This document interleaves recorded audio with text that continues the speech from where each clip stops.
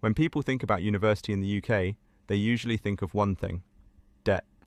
For most students, that means a tuition fee, a maintenance loan, and tens of thousands of pounds owed before they even start their career. But my experience was slightly different. I managed to complete an undergraduate and a master's degree in the UK with no student debt at all. In this video, I'm going to walk through my journey step by step, including my pre-university decisions, undergraduate degree, post-degree work coverage, and eventually completing a master's that led me into my current role as a paramedic advanced clinical practitioner. Now, this isn't a get-rich-quick story. It's a real breakdown of how education pathways in the UK can sometimes be structured differently, and how planning, timing, and work-based learning can completely change the financial outcome. While I appreciate that this is very different from our normal videos on this channel, I think it's a real eye-opener that could be useful for a lot of people. Now, before we begin, I would humbly ask that if you haven't already subscribed, then please consider doing so now. These videos really seem to be helping a lot of our community, but the only way that we can grow is together. With that being said, sit back, relax, and let me take you back to the beginning.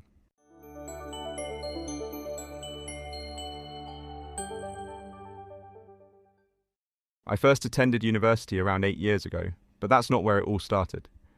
In the build-up to this time, I did a significant amount of research about the pathways that would get me into my role. I looked at less qualified access roles, apprenticeships, university pathways, and some very specific regional pathways. Ultimately, I settled on the aim to attend a specific course at university, which we will discuss further in a minute. Knowing that I wanted to go to university, I tailored my learning at school and through sixth form to meet the necessary requirements. I started working in a shop when I was 15 and saved up until age 18 when I left for university.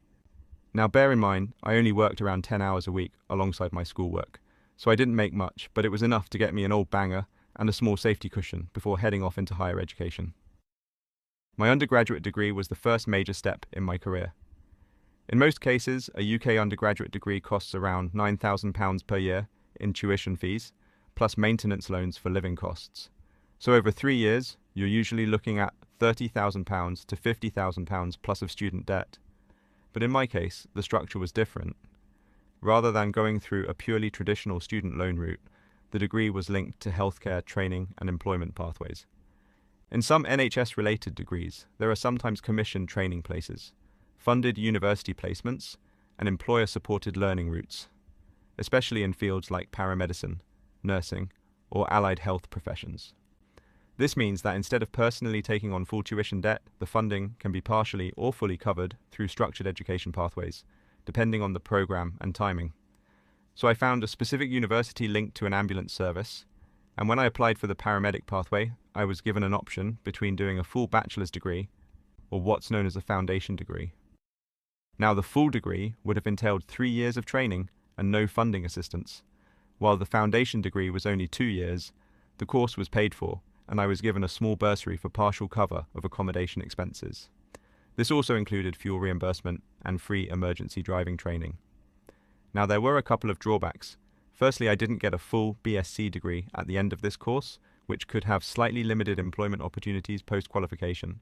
And secondly, because it was 2 years rather than spread across 3, it meant that the course was very intense, with essentially no time off, split 50-50 with academic and practical work.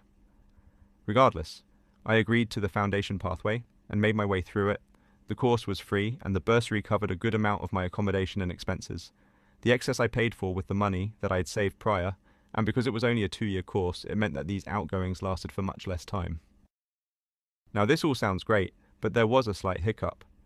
Because university life is expensive at times, and I was on such limited wages prior to starting, I didn't have enough of a cushion to cover the end of the second year. At the time, I needed to dip into my bank overdraft and ended up using near the full allowance, finishing university at around minus £1,750. Now, I know what you're thinking. The title says, no debt. So what's this all about? Let me explain. Upon finishing the degree, I joined a service with a sign-on bonus. It just so happened that the sign-on bonus was £2,000, so the small amount of debt was cleared before it was ever an issue. For the record, at the moment, there is a large drive on UK paramedics leaving to roles in Australia, which offer significantly more generous sign-on bonuses and relocation payments. This would have been a great opportunity for me, but ultimately we need to work with what we have. Anyway, that's degree 1. So after my undergrad, I decided that I wanted to take my career further, but to do this I needed to have more experience and complete my master's degree. I worked on the road for around 3 years while researching the best opportunities. Eventually, I found the perfect option after applying for a few different pathways. I applied and luckily got the position. I was required to move across the country again and start working in primary care. I joined a GP practice with the agreement that I could do my master's degree with them, and after working in this environment for a while, I started on an apprenticeship course known as the ACP pathway. This essentially meant that I continued working 4 days a week full-time and then attended university once a week. Now interestingly, the post-grad degree full-time would have been 2 years, whereas the one that I did was the part-time version of 3 years, the opposite of what I did the first time around.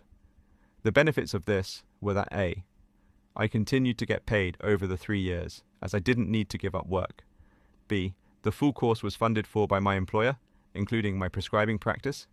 And C, I continued to get real-world experience in a supported environment while doing the degree.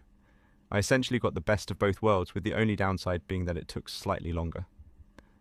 It was tough and a massive learning curve from my role as a paramedic, but it was worth it in the end. So when we break the journey down, it looks like this. Pre-university, exploring the best pathways and structured training routes while building a limited funding cushion. Undergraduate degree, completed through a healthcare-focused pathway with structured funding support and utilizing my pre-university funding and overdraft. Post-degree work, full-time practice as a paramedic, building clinical experience and exploring the best pathways to progress further. Master's degree, migrating across the country and joining primary care, completing a funded apprentice program alongside healthcare employment.